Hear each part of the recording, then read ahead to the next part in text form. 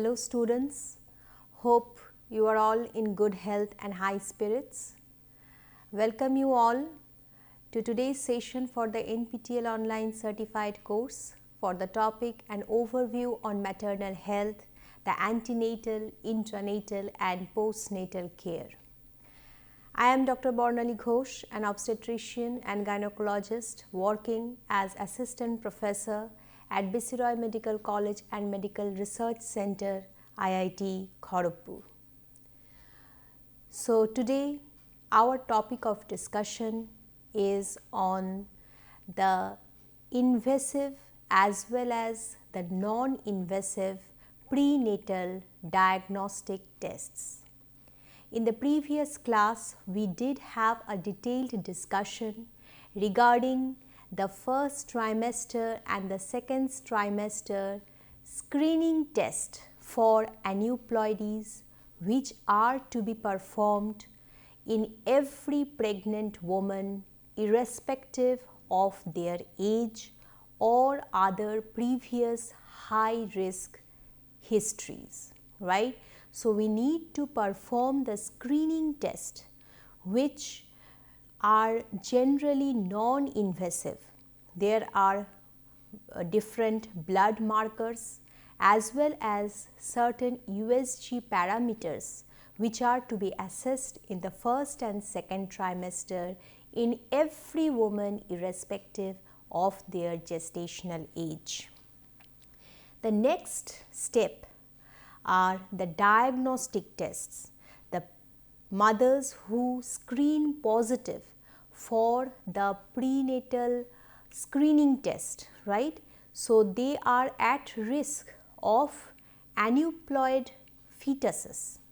So we need to further evaluate them with the diagnostic test. So the concepts covered in today's class are the invasive prenatal diagnostic tests, which are chorionic villus sampling, amniocentesis, chordocentesis, right? As well as there are the non-invasive prenatal diagnostic test, which is known as NIPT. So non-invasive test is known as NIPT, non-invasive prenatal test, which is nothing but cell-free fetal DNA assessment in maternal serum. Keywords are CVS, amniocentesis, chordocentesis, cell-free fetal DNA and NIPT.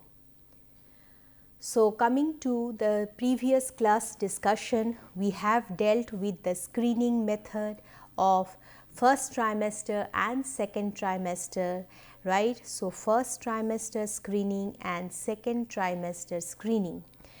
So just a revision of previous class, first trimester to be done between 11 to 14 weeks, and there are two markers or two parameters. Number one is the dual test or the dual marker test in the maternal blood, and number two is the USG NT scan or nuchal translucency scan. Dual marker consists of two parameters. Number one is the maternal serum alpha fetoprotein, and number two is the pregnancy associated plasma protein A, right? These two will be assessed in the maternal blood, and in USG the nuchal translucency, right? Nuchal translucency will be measured. We have seen the criteria for measurement, how it is measured, in the widest plane from inner border to inner border, and if this measurement, if this measurement should always be less than 3 millimeter, this is normal. If it is more than equal to 3 millimeter, then it is abnormal. And with the NT scan, we have also seen the nasal bone presence or absence, the tricuspid regurgitation present or absent, and number 3 is the ductus venosus flow pattern. So, this was the first trimester screening, and these screening tests all taken together with the consideration of the maternal age, maternal weight, ethnicity as well as the period of gestation. Taking all this together, we calculate the risk ratio for this particular pregnancy for aneuploid screening. And this risk ratio, if it comes more than the cutoff value, then the female is at risk of anomalous baby, and so she should be investigated or followed up further.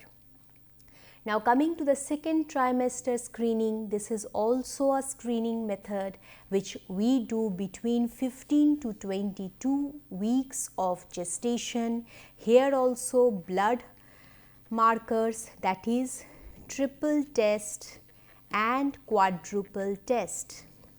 So, triple test will be having 3 parameters in the maternal blood, which are, we have read it, alpha fetoprotein, unconjugated estriol and beta HCG. And quadruple marker is triple marker test plus dimeric inhibin A, right. So, these are all regarding aneuploidy screening. And in Down syndrome, which is the most common anomalous aneuploidy present in today's scenario, we come across this, that is trisomy 21. It has high, what are high? What parameters are high in Down syndrome? H means beta HCG is high and I means inhibin A is high, right. So, these 2 parameters are high, rest all are low. These 2 will be high, rest all are decreased, right. So, this was regarding the blood. Now, coming to the USG parameters, yes, there are some USG parameters called as the soft markers which are to be seen in the second trimester, like nasal bone, echogenic foci, bowel echogenic focus or intracardiac echogenic focus, or short femur, short humerus, saddle gap, simian crease, choroid plexus cyst. All these markers will hint towards an anomalous baby, and if they are present, we need to now counsel the couple and take the mother for the diagnostic tests. So, just in a nutshell regarding maternal serum alpha fetoprotein, of all the biochemical analytes we have discussed, maternal serum alpha fetoprotein, this is raised, right, increased in amniotic fluid. So, when we go for amniotic fluid tapping in case of amniocentesis, we mark the levels of alpha fetoprotein, and it is increased in cases of open neural tube defects, in case of anterior abdominal wall defect, right. So, this is a neural tube. So, this neural tube defect means this is a meningocele, right. So, the CSF will leak out, right, because there is no covering in case of open neural tube defect, and alpha fetoprotein will be raised in amniotic fluid. Amniotic fluid is all around in the amniotic sac, right. So, anterior abdominal wall defect also will cause increased alpha fetoprotein in case of multiple gestation, in case of renal anomalies, and sometimes in case of underestimated gestational age. So, here it will increase, and where it will decrease? Decreased alpha fetoprotein in case of Down syndrome, in case of molar pregnancy, here it will decrease. So, IUFD, intrauterine fetal death, it will increase. So, raised levels of alpha fetoprotein will hint that there is some anomaly within the fetus, and you need to look into the the causes of increased alpha fetoprotein. You need to exclude the causes, right? So, next, the gist or the essence of today's class is first trimester screening is either equal or even superior to second trimester screening. So, every pregnant woman should undergo the first trimester screening at least, and if it comes out to be normal, if the risk ratio calculated after the first trimester screening is below the cutoff risk, that is, she belongs to the low risk category, then she may be exempted from further testing. All these tests are costly, they increase the cost burden on the patient, on the patient's family. So, if it is not required, or if she asks whether she needs to go for further second trimester screening, then coming from the result of the first trimester screening, you can sometimes say that yes, you are a low risk group, there is less chance of anomalous baby, and you can also may not go for further tests. So, first trimester screening is more superior, and if she screens positive, then she must go for the diagnostic test at an early date so as to exclude the possibility. If it comes that from the diagnostic test that the fetus is anomalous, then you can give her an option of termination of pregnancy, and if it is done early, it is safe for the mother, both from the psychological point of view as well as from the obstetric point of view, right? And a targeted ultrasound in the second trimester with a fetal echocardiography, these two should be done in case the NT comes more than 3 millimeter, 3 or more. If the nuchal translucency is 3 or more, you need to investigate further. Now, coming to the screening result, which I was telling that you get a risk ratio, right? So, this risk ratio is calculated from the blood parameters, from the USG parameters, as well as taking into consideration the maternal age, the maternal weight, the maternal ethnicity, as well as the period of gestation, and you get a risk ratio for that particular pregnancy. For India, in South Asian population, this cutoff is 1:250 for Down syndrome and 1:100 for Edward or Patau syndrome.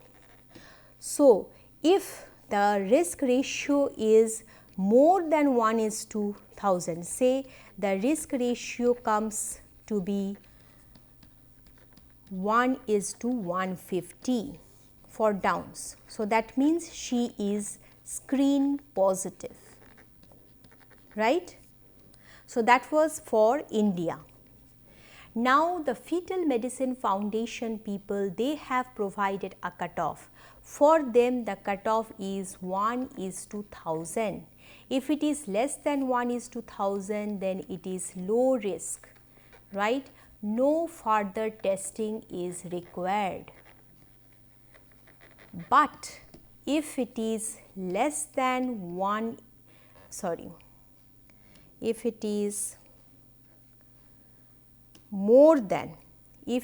more than 1:200, then it is high risk. Then you need to go for the invasive diagnostic testing. which are amniotic fluid study from amniocentesis, chorionic villus sampling and chordocentesis. And in between, if it is in between 1:1000 to 1:100, so this in between is the intermediate risk, and for them you need to go for another secondary screening test. This is also a screening test, but it is much more sensitive and much more specific, which is called as the NIPT, where we use the cell-free fetal DNA circulating in the mother's blood. So, this was the assessment of screening results. There are different types of assessing these screening results. Number one is the integrated screening, where all the pregnant female will undergo first trimester as well as second trimester screen, and then the final risk is given at the end of the second trimester screen, right. So, you get the final risk calculation at the end of the second trimester screening. In case of sequential screening, there are two types: contingent sequential screening and stepwise sequential screening. Contingent sequential screening is same as the fetal medicine foundation people who have prescribed, right. So, there the cutoff is 1:100. If more than 1:100, it is high risk, go for invasive. If it is between 1:100 to 1:1000, then it is intermediate risk, go for the secondary test, that is also screening test, that is the NIPT. And if NIPT is positive, NIPT is showing that yes, there may be, there is a chance of anomaly in the fetus, then you definitely have to go to invasive test, right. And if NIPT is negative, then you are assured that yes, the fetus is normal and no further testing is required, right. So, this was one scenario. Cutoff more than 1:100, in between 1:100 and 1:1000, and if the cutoff is less than 1:1000, then no problem, it is low risk, no further testing, right. So, this is the whole picture.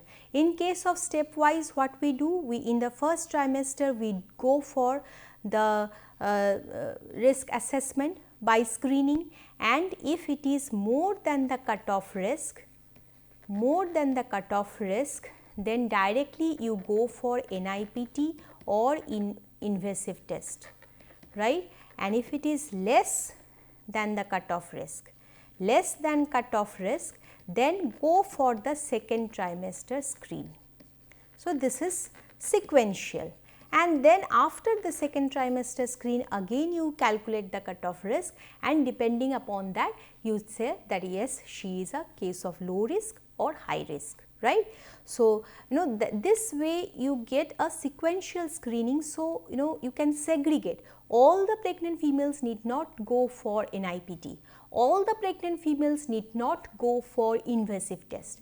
Only screening will be sufficient to screen the high risk and low risk, and depending upon the risk ratio, the low risk will be separated. They will go for normal scan and normal pregnancy follow up, but the high risk needs some further diagnostic test to say that yes, the fetus is anomalous, and if proven that the fetus is anomalous, there is some anomaly, then you can go for termination of pregnancy. So, this was regarding the prenatal screening test. Best screening procedure as per ACOG.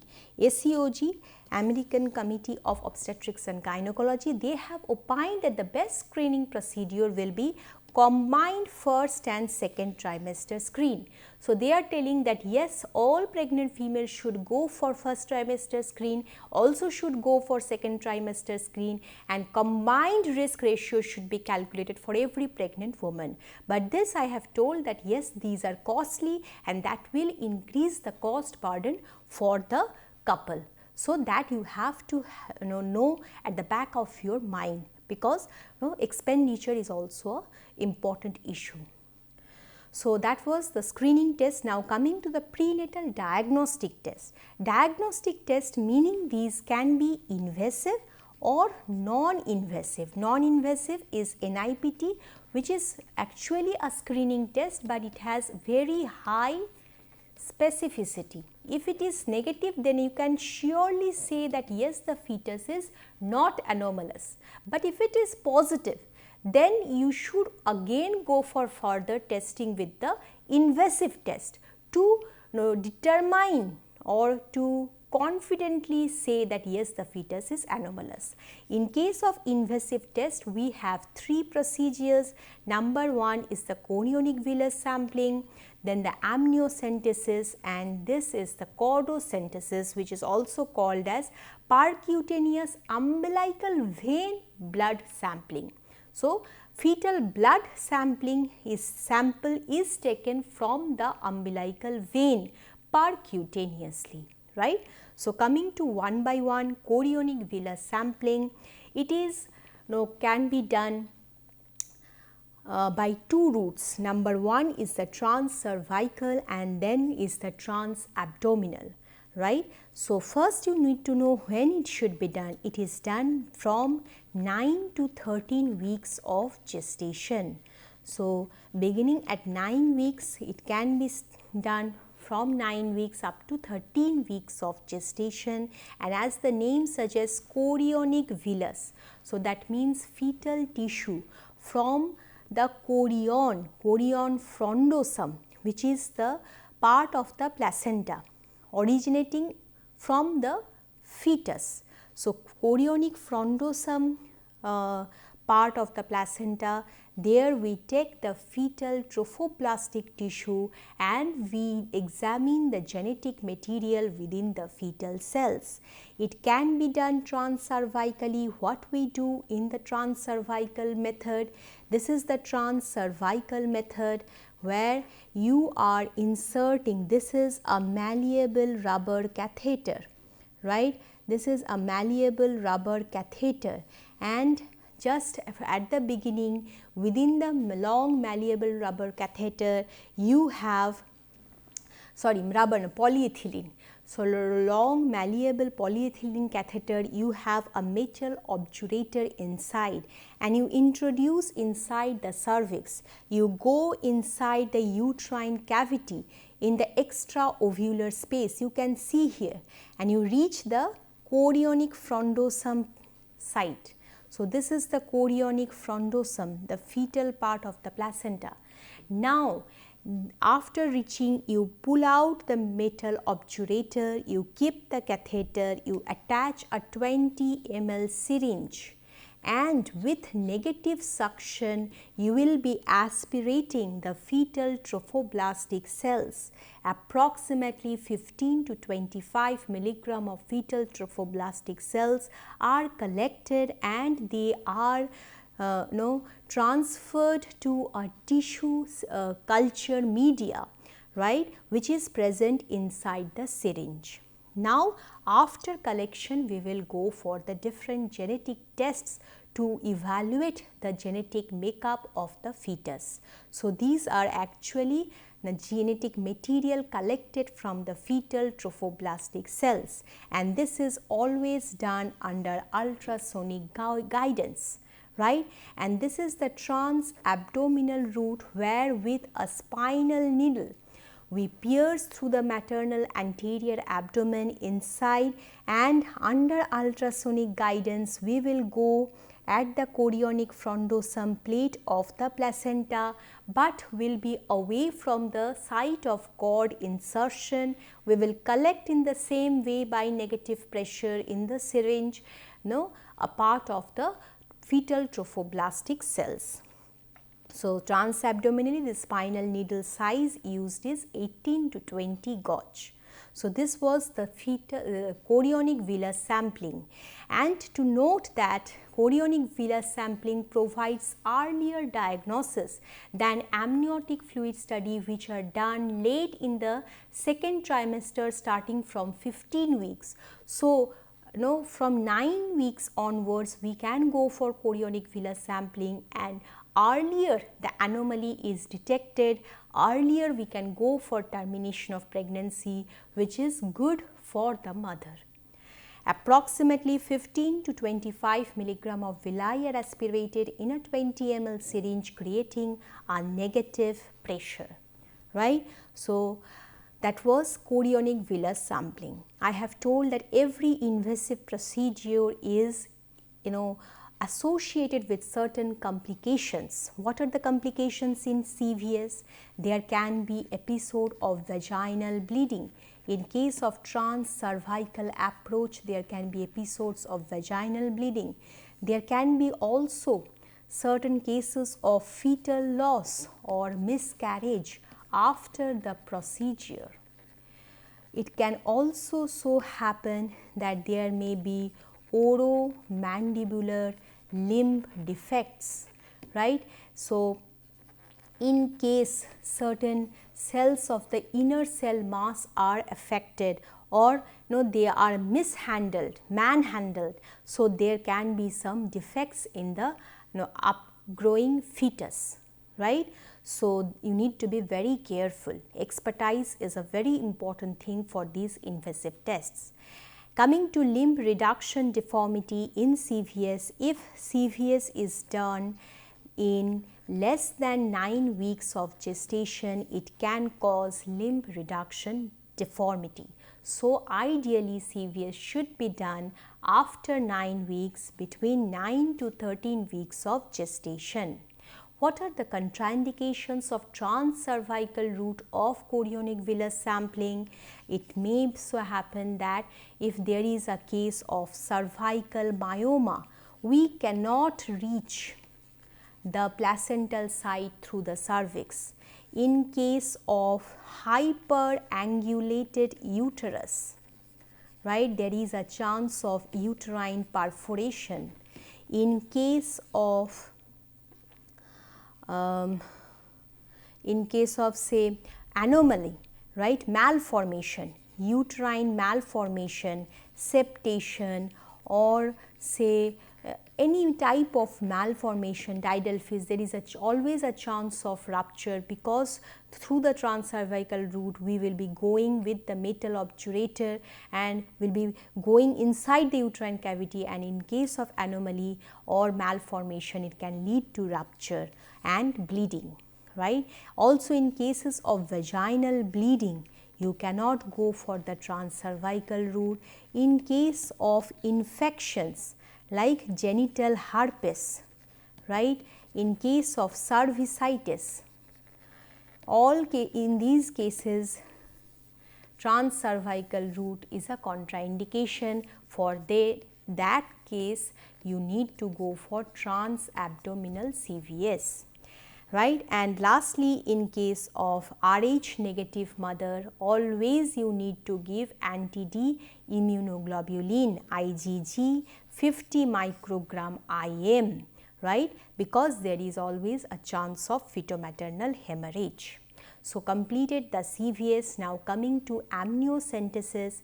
Amniocentesis is also taking the fetal desquamated cells, or actually desquamated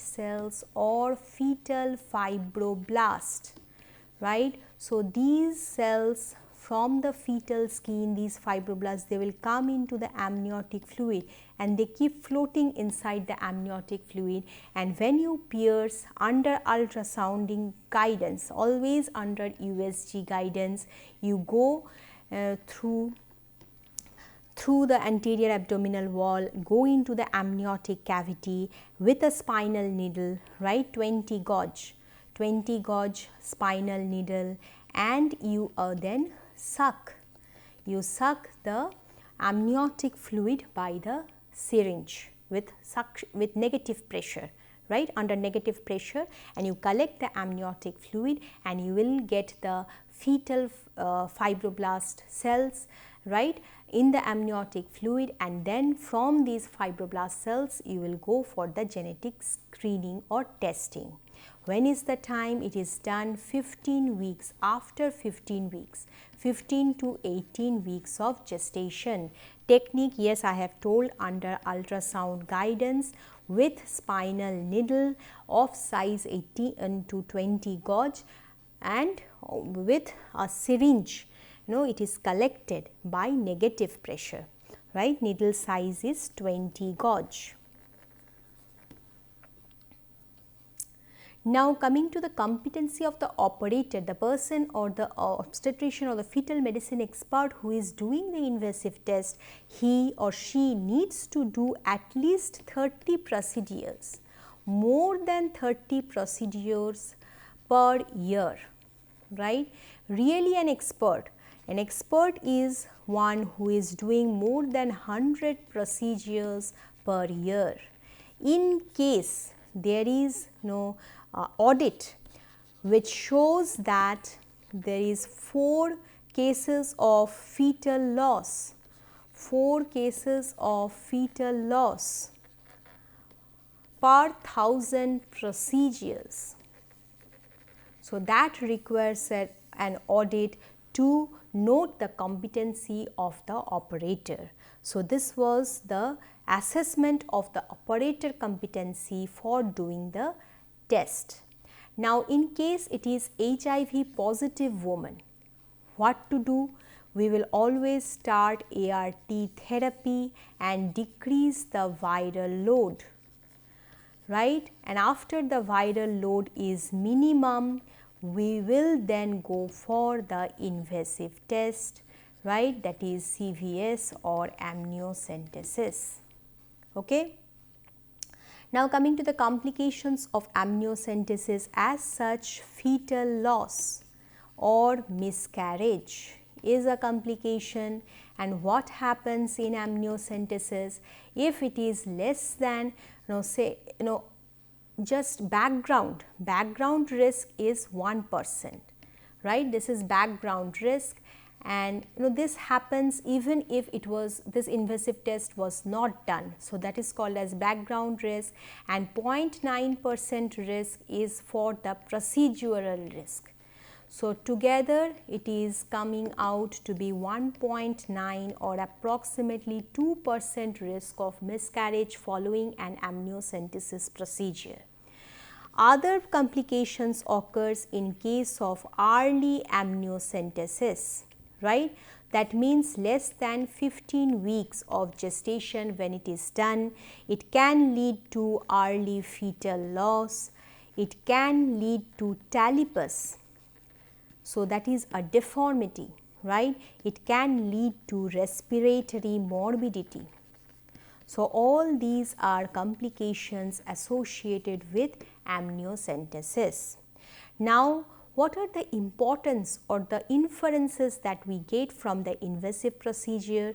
We collect the fibroblast cells from the amniotic fluid, we collect the fetal trophoblastic cells from the CVS, we collect the fetal blood cells from chordocentesis. So, all these fetal cells will provide with the genetic material that constitute the fetus, and when these genetic materials are analyzed, we can go for cytogenetic diagnosis, that is chromosomal abnormality, any type. This can be detected by PCR and followed by fluorescent in situ hybridization, right. So, you will get to know regarding the fetal aneuploidies, that is trisomy 21, trisomy 13, monosomy X, or called as Turner syndrome. DNA analysis by array based tests. There are different tests to assess these fetal genetic defects, and this can go for single gene disorder. So, single gene disorder, single gene point mutation can be assessed, right. How there occurs in point mutation in cystic fibrosis, in Tay-Sachs disease, in BRCA1 or 2 mutation, right. In all these diseases, point mutations can be analyzed from these diagnostic tests. So, and lastly, biochemical, how to go for biochemical? The alpha fetoprotein from the amniotic fluid can be assessed, and I have told that if amniotic fluid alpha fetoprotein level is increased, then there is a chance of anomalous babies. Last invasive test is the chordocentesis or percutaneous umbilical blood sampling, right. So, what to do here? It is from the umbilical vein. What we do, we also, this is a percutaneous procedure and this is also under ultrasound guidance. You go through the anterior abdominal wall and you go into the cord, right. It is approximately 2 centimeter away from the cord insertion, from at the cord insertion in the placenta. So, from that point you should be always away, at least 2 centimeter away, and with the needle which is approximately 13 centimeter in length, this needle you push it inside through the anterior abdominal wall into the fetal, the cord, right, the umbilical cord, and you pierce the umbilical vein. Why umbilical vein? Because umbilical vein is larger in diameter, there is less chance of hemorrhage, there is less chance of fetal bradycardia, and you collect approximately 1.5 to 2 ml of fetal blood, right. So, with this fetal blood you will next go to the different diagnostic tests. And what are the risks? Yes, there is a risk of cord hematoma, there is a risk of fetal hemorrhage, fetomaternal hemorrhage, risk of infection like chorioamnitis, right. There is risk of preterm labor, there is risk of premature rupture of membranes, right. All these risks are associated with it. So, as there is a risk of fetomaternal hemorrhage, we should always give 100 microgram of anti-D immunoglobulin to Rh negative mothers after chordocentesis, right. So, what are the important features? We have already discussed the invasive procedure, the cytogenetic analysis, the DNA point mutations and the biochemical assay. Extra what we get from chordocentesis is hematological in case of fetal anemia, in case of fetal thrombocytopenia. Now, causes of thrombocytopenia, even autoimmune thrombocytopenia can be diagnosed, right. Hemoglobinopathies, right, hemoglobinopathies, thalassemia, all these can be diagnosed from chordocentesis. Fetal infections, viral infection, toxoplasmosis can be diagnosed. Fetal blood, gas and acid base status, right, in case of IUGR, in case of growth retardation or asphyxiated baby, there is a base deficit which can be elicited from the chordocentesis. Fetal therapy, sometimes it needs blood transfusion in case of severe fetal anemia inside the uterus. We can go for blood transfusion through this umbilical vein. We can also go for drug or medical therapy in cases of fetal conditions, right. Hyperthyroid fetus may need propylthiouracil, different drug therapy can be given. So, this was total regarding the 3 types of invasive procedure.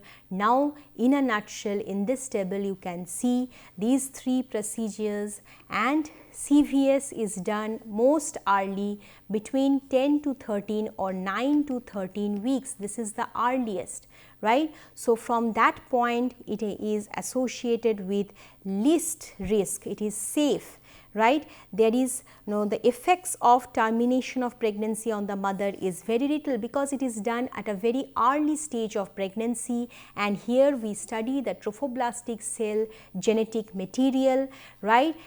For direct preparation result comes within 24 hours, culture needs 10 to 14 days, right? Chance of fetal loss is less in chorionic villus sampling. Now as you go further, amniocentesis, it is after 18 weeks, chordocentesis is after 18 to 20 weeks, amniocentesis around 15 weeks, right?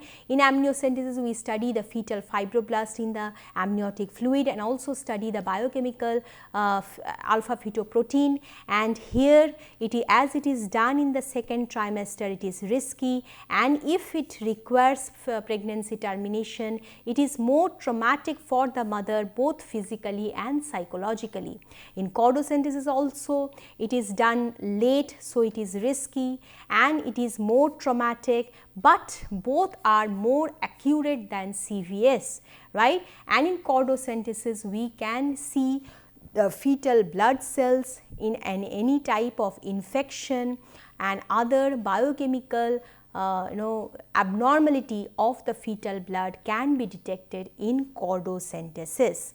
So that was regarding the invasive tests of the prenatal genetic diagnosis, and next part is the non-invasive methods which we will be discussing in the next class. Thank you. Keep reading and keep taking notes.